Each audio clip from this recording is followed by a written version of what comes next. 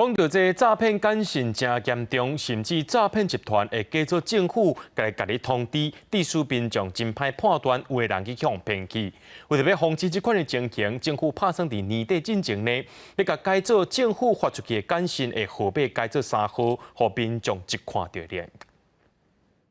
手机向收到交通罚款超过期限无缴的简讯，法律防法，民众一个紧张，随点入户有 GOV 里因为查询网址，结果最后竟然互偷入卡。因为这类假冒政府机关发送罚单，所以单这无缴的诈骗简讯真猖狂。数位部规划建立共用的发送平台机制，请发出简讯通知，一律改用3码，预计年底进前来实施。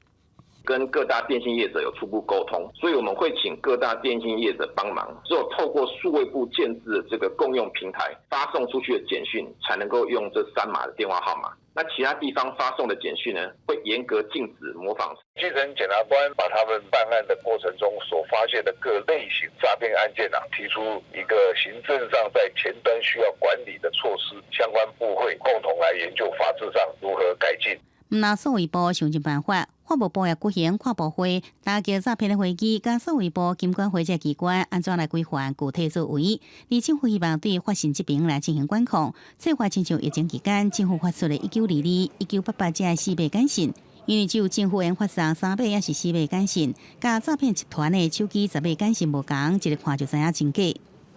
整体来说，我们在做这件事情的时候，它会是一个整体的一个机制。所以，当我们的后台一起搭配来做一些处理的时候，那就可以发挥一些的效果。现在诈骗的状况应该要像指挥中心这样每天宣导，你疫情可能中了病还会好，可能就是骗光，有可能家破人亡。包含卖国骗这的事实查核机构一直伫网络中宣导，提醒民众注意假冒政府简讯的诈骗的手法，希望大家提高警觉，加强分别这个假信息。专家是认为改做3码也使避免民众甲真正政府简讯误认真做诈骗。记者综合报道。